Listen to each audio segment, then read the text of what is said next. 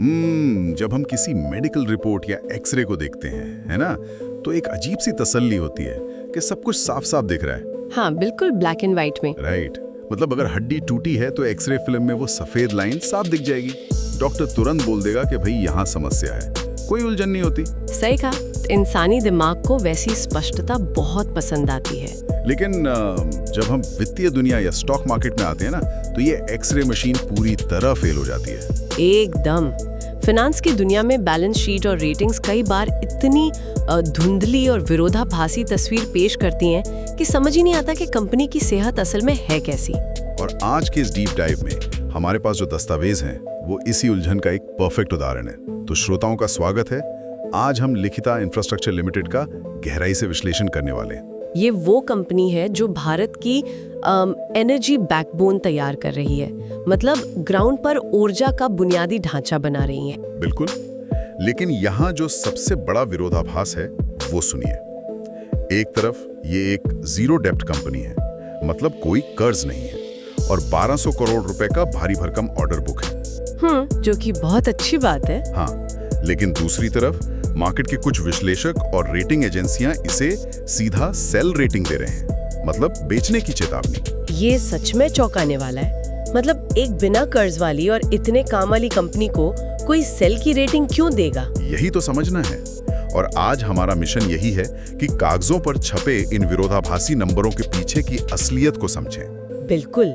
और इसे समझने के लिए हमें सबसे पहले ये देखना होगा कि ये कंपनी जमीन पर धूल मिट्टी के बीच असल में काम क्या करती है। तो चलिए इसकी नींव से ही शुरुआत करते हैं। हमारे स्रोतों के हिसाब से लिखिता इंफ्रास्ट्रक्चर की स्थापना 1998 में हैदराबाद में हुई थी। हाँ।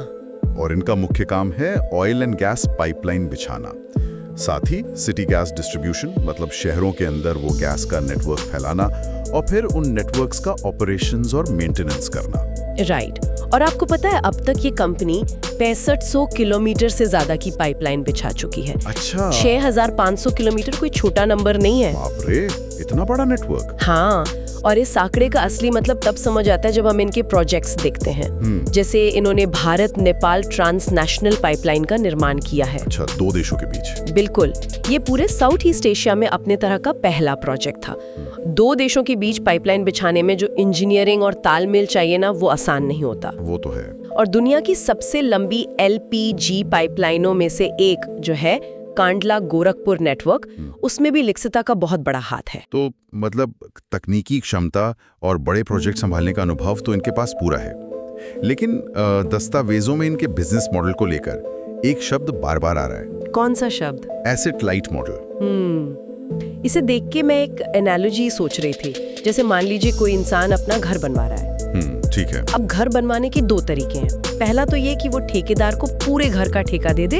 अब ईंट, सीमेंट, सरिया सब ठेकेदार खुद खरीदेगा, जिसमें ठेकेदार का बहुत सारा पैसा और रिस्क फंस जाता है। राइट। और दूसरा तरीका ये है कि घर बनवाने वाला खुद सीमेंट और सरिया खरीद कर लाए और ठेकेदार को सिर्फ उसकी कारीगरी का पैसा दे। ये एकदम सटीक एनालॉजी है। और लिखिता इंफ्रास्ट्रक्चर ना बिल्कुल इसी दूसरे तरीके पर काम करती है। अच्छा, तो वो खुद पाइप्स नहीं खरीदते? नहीं, जब वो सैकड़ों किलोमीटर लंबी पाइपलाइन बिछाते हैं तो जो मुख्य कच्चा माल होता है, मतलब वो जो बड़े बड़े महंगे स्टील के पाइप्स होते हैं, वो इन्हें क्लाइंट खुद देता है। ओके। तो इनका काम सिर्फ अपनी इंजीनियरिंग, मशीनरी और लेबर के जरिए उन पाइप्स को बिछाना और जोड़ना है। लेकिन इससे कंपनी को फायदा क्या होता है? मतलब अगर कच्चा माल क्लाइंट दे रहा है तो प्रोजेक्ट की टोटल वैल्यू तो कम हो जाएगी ना। देखने में प्रोजेक्ट की वैल्यू भले ही कम लगे, लेकिन इसका सबसे बड़ा फायदा पड़ता है उनके ROCE पर, मतलब रिटर्न ऑन कैपिटल एम्प्लॉयड। वो कैसे? देखिए, क्योंकि कंपनी को महंगे पाइप्स खरीदने और उन्हें अपने गोदामों में रखने के लिए करोड़ों रुपए नहीं फंसाने पड़ते, तो वो बहुत कम पूंजी लगाकर अपना काम शुरू कर लेते हैं। तो इन्वेंट्री का कोई झंझट नहीं। बिल्कुल। और इसी वजह से लिखिता का जो ROCE है वो ऐतिहासिक रूप से 25% के करीब रहा है। इंफ्रास्ट्रक्चर जैसी इंडस्ट्री में जहां भारी पैसा फंसा रहता है, वहां 25% का रिटर्न बहुत ही शानदार माना जाता है। तो इसी वजह से उन्हें मार्केट से कर्ज नहीं लेना पड़ता। हाँ, वो अपना रोजमर्रा का काम अपनी ही कमाई से चला लेते हैं। जीरो डेब्ट होने का यही राज है।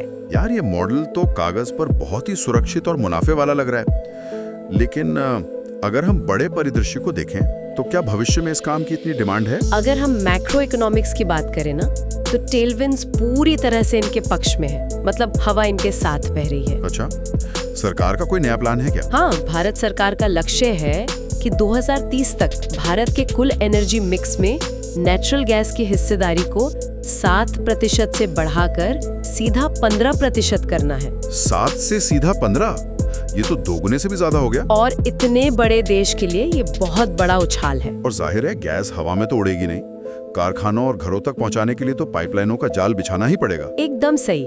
और इसी के लिए one nation one gas grid जैसी विशाल योजनाएं चल रही हैं। आज 400 से ज्यादा जिलों में सिटी गैस डिस्ट्रीब्यूशन का काम चल रहा है। और क्या ये सिर्फ भारत तक सीमित है? नहीं, ग्लोबल मार्केट में भी बहुत काम है। मिडिल ईस्ट में भारी निवेश हो रहा है, जैसे सऊदी अरब का विजन 2030 और अबू धाबी के गैस प्रोजेक्ट्स। वहां अरबों डॉलर खर्च हो रहे हैं। अब यहाँ पर मुझे थोड़ा संदेह हो रहा है, मतलब इसे क्रिटिकली देखते हैं। हाँ, बताइए। अगर सरकार खुद इतना पैसा लगा रही है, 400 जिलों में काम चल रहा है, मिडिल ईस्ट में पैसे की कोई कमी नहीं है, तो अगर सब कुछ इतना ही पॉजिटिव है तो फिर इस बिजनेस में रिस्क कहाँ है? मतलब ऐसा लग रहा है सामने सोने की खदान है, फिर भी कोई दिक्कत है। असली पेच कहाँ फंस रहा है? ये बहुत ही बढ़िया सवाल पूछा आपने, क्योंकि कागजी अफसर और जमीनी हकीकत में बहुत बड़ा फासला होता है। वो कैसे? सबसे पहली बात, ये कोई मोनोपोली वाला बाजार नहीं है। ये पूरा काम टेंडर पर चलता है। जो सबसे कम बोली लगाएगा, कॉन्ट्रैक्ट उसे ही मिलेगा। तो मतलब लिखिता को L&T जैसी बड़ी कंपनियों से टक्कर लेनी पड़ती होगी? बिल्कुल। और उनसे कॉन्ट्रैक्ट छीनने के लिए लिखिता को अपने मार्जिन कम रखने पड़ते हैं। ये पहली चुनौती है। और दूसरी चुनौती? दूसरी चुनौती है राइट ऑफ वे, मतलब जमीन अधिग्रहण। सोचिए, 500 किलोमीटर की पाइपलाइन हवा में तो बिछेगी नहीं ना। हाँ, वो तो खेतों और शहरों के बीच से जाएगी। राइट। अगर किसी एक गांव में भी जमीन का विवाद हो गया या वन विभाग की मंजूरी अटक गई, तो काम वहीं रुक जाएगा। और मशीनरी का किराया और लेबर की दिहाड़ी तो फिर भी चालू रहेगी। एकदम। और ये देरी कंपनी के मुनाफे को दीमक की तरह खा जाती है। और तीसरी बड़ी दिक्कत है कच्चे माल की महंगाई। पर अभी तो आपने कहा था कि पाइप तो क्लाइंट देता है। मुख्य पाइप क्लाइंट देता है, लेकिन वेल्डिंग का सामान, दूसरे स्टील पार्ट्स और कंस्ट्रक्शन का बाकी मटेरियल तो कंपनी खुद खरीदती है ना। ओह, अच्छा। और जब ग्लोबल मार्केट में इनकी कीमतें अचानक बढ़ जाती हैं, तो कंपनी क्लाइंट से एक्स्ट्रा पैसे नहीं मांग सकती। वो नुकसान उन्हें खुद उठाना पड़ता है। अब जाके तस्वीर थोड़ी साफ हो रही है और मुझे लगता है इन्हीं जमीनी चुनौतियों का असर कंपनी की हालिया फाइनेंशियल रिपोर्ट्स पर दिख रहा है। हाँ, और यही वो विरोधाभास है जिसने एनालिस्ट को दो खेमों में बांट दिया है। बिल्कुल। श्रोताओं को मैं ये आंकड़े बताता हूँ, ये बहुत ही अजीब स्थिति है। बताइए। एक तरफ क्रिसिल जैसी बड़ी क्रेडिट रेटिंग एजेंसी ने लिखिता को A स्टेबल A1 रेटिंग दी है। उनका कहना है कि कंपनी पर कर्ज नहीं है, 1200 करोड़ का ऑर्डर बुक है और इनका इंटरेस्ट कवरेज रेशियो 83 गुना है। मतलब ब्याज चुकाने के लिए उनके पास 83 गुना ज्यादा पैसा है। राइट। कागज पर ये एकदम मजबूत किले जैसा है, लेकिन दूसरी तरफ मार्केट्स मोजो और तिजोरी फाइनेंस ने इसे सीधा सेल रेटिंग दी है। और उसके पीछे उनका तर्क क्या है? उनके आंकड़े बताते हैं कि वित्तीय वर्ष 2026 की चौथी तिमाही में कंपनी का मुनाफा पिछले साल के मुकाबले 76.7% गिर गया। 76.7%? ये तो बहुत बड़ा क्रैश है। हाँ, प्रॉफिट गिरकर सिर्फ 4.1 करोड़ रह गया है। रेवेन्यू भी 11% गिरा है और ऑपरेटिंग मार्जिन 18.7% से धड़ाम होकर 7.1% पर आ गया है। इसी वजह से म्यूचुअल फंड्स ने अपनी होल्डिंग जीरो कर दी है। अब एक बात बताइए, एक आम इंसान इसे कैसे समझे? क्रिसिल कह रहा है सब बेहतरीन है, मार्केट्स मोजो कह रहा है कंपनी संकट में है। ये दोनों बातें एक साथ सच कैसे हो सकती हैं? इसे समझने के लिए हमें इन एजेंसियों का चश्मा समझना होगा। देखिए, क्रिसिल एक क्रेडिट रेटिंग एजेंसी है। उनका काम बैंकों को ये बताना है कि कंपनी लोन चुका पाएगी या नहीं। अच्छा, तो वो शेयर धारकों के नजरिए से नहीं देखते? नहीं, वो सिर्फ सर्वाइवल देखते हैं। चूंकि लिखिता पर कर्ज नहीं है, तो बैंक का पैसा सेफ है। मतलब क्रिसिल सिर्फ ये देख रही है कि कंपनी दिवालिया तो नहीं होगी। एकदम सही। लेकिन मार्केट्स मोजो या तिजोरी इक्विटी रेटिंग देती हैं। वो शेयर धारक की नजर से देखती हैं। एक निवेशक को सिर्फ कंपनी के जिंदा रहने से मतलब नहीं है, उसे तो ग्रोथ चाहिए। राइट। जब मार्जिन 18% से 7% हो जाए, तो वो 1200 करोड़ का ऑर्डर बुक निवेशक के किसी काम का नहीं है। अगर आप 100 रुपए का काम करके सिर्फ 7 रुपए कमा रहे हैं तो ये एक बहुत बड़ा रेड फ्लैग है। ये आपने बहुत अच्छे से समझाया, लेकिन एक नंबर जो मुझे अभी भी चुभ रहा है, रेवेन्यू सिर्फ 11% गिरा, लेकिन प्रॉफिट 76% कैसे गिर सकता है? ये थोड़ा अजीब नहीं है? बिल्कुल अजीब नहीं है। इसे फाइनेंस में नेगेटिव ऑपरेटिंग लिवरेज कहते हैं। नेगेटिव ऑपरेटिंग लिवरेज, इसे थोड़ा आसान भाषा में किसी रोजमर्रा के उदाहरण से समझा सकती हैं? हाँ, मान लीजिए आपका एक बहुत बड़ा रेस्टोरेंट है। अब उसका किराया, शेफ की सैलरी, एसी का बिल, ये सब फिक्स्ड खर्चे हैं। हाँ, वो तो ग्राहक आए या ना आए देने ही पड़ेंगे। राइट। अब मान लीजिए कुछ ग्राहक कम आए और आपकी आमदनी सिर्फ 11% कम हुई, लेकिन आप शेफ की सैलरी या किराया तो कम नहीं कर सकते ना? बिल्कुल नहीं। वो 70 से 80% तक कम हो सकता है। ओह वाह, ये बहुत ही पावरफुल कॉन्सेप्ट है। मतलब लिखिता के केस में जो उनकी मशीनरी और परमानेंट स्टाफ का खर्च है वो तो फिक्स्ड है। बिल्कुल। लेकिन क्योंकि प्रोजेक्ट्स जमीन विवाद या किसी वजह से धीमे हो गए तो रेवेन्यू 11% गिर गया और उस छोटे से ड्रॉप ने उनके मुनाफे को पूरी तरह निचोड़ दिया। यही नेगेटिव ऑपरेटिंग लिवरेज की मार है और म्यूचुअल फंड्स इसी अस्थिरता से डरते हैं, इसलिए वो बाहर निकल गए।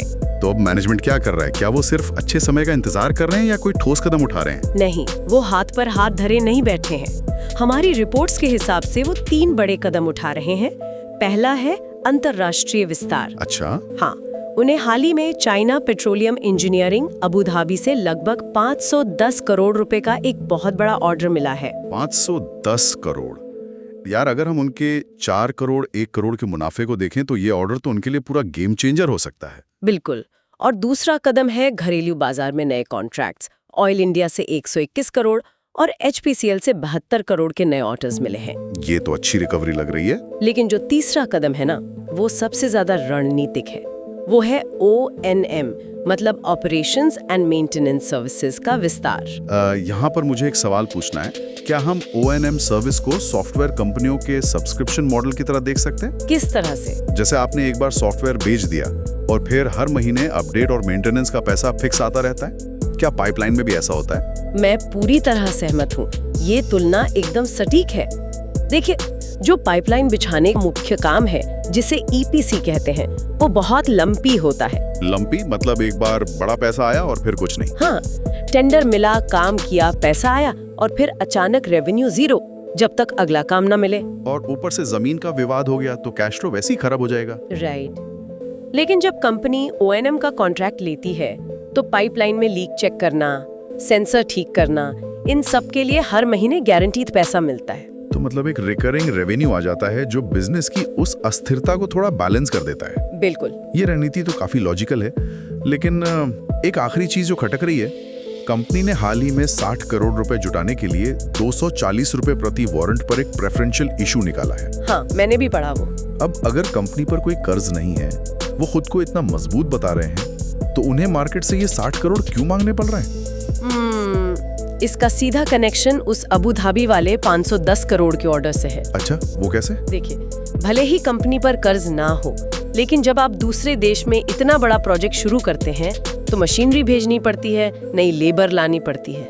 हाँ, और शुरू में तो खुद की जेब से पैसा लगाना पड़ता होगा जब तक क्लाइंट से पहला चेक ना आ जाए। एकदम सही। इसे ही वर्किंग कैपिटल कहते हैं। तो ये जो 60 करोड़ जुटाए जा रहे हैं, ये उसी विदेशी प्रोजेक्ट की शुरुआती फंडिंग के लिए है। समझ गया। तो इस पूरे डीप डाइव के बाद अगर हम सारे डॉट्स को कनेक्ट करें तो लिखिता इंफ्रास्ट्रक्चर की कैसी तस्वीर सामने आती है? देखिए, निष्कर्ष यही निकलता है कि लिखिता बुनियादी तौर पर एक मजबूत कंपनी है। उनका एसेट लाइट मॉडल काम करता है और एनर्जी ट्रांजिशन के बीच वो सही जगह पर खड़े हैं। लेकिन वो 76% प्रॉफिट ड्रॉप, वही सबसे बड़ा कैच है। अवसर होना काफी नहीं है, एग्जीक्यूशन बहुत जरूरी है। वो 76% की गिरावट एक बहुत बड़ी वेकअप कॉल है उनके लिए। मतलब सिर्फ 1200 करोड़ का ऑर्डर बुक दिखाना काफी नहीं है, उन ऑर्डर से मार्जिन और मुनाफा कमाना असली खेल है। बिल्कुल। ये केस स्टडी दिखाती है कि सिर्फ बैलेंस शीट साफ होना सब कुछ नहीं होता। जमीनी चुनौतियां किसी भी बिजनेस को हिला सकती हैं। ये बहुत ही बढ़िया टेक अवे है और इसी के साथ हम उस एक्सरे वाले विचार पर वापस आ गए हैं। हमारी चर्चा के शुरू में दोनों रिपोर्ट्स अपनी अपनी जगह सच बोल रही थी।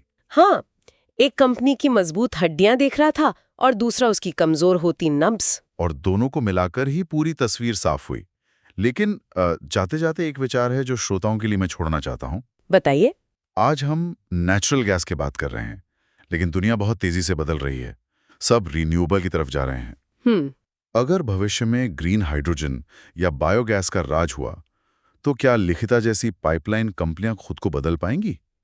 क्या वो नए ग्रीन रेवोल्यूशन की रीढ़ बनेंगी, या फिर इनका ये मॉडल पुराना पड़ जाएगा? ये बहुत ही शानदार और ज्वलंत सवाल है, और इसका जवाब तो आने वाले कुछ सालों में ही मिलेगा। बिल्कुल।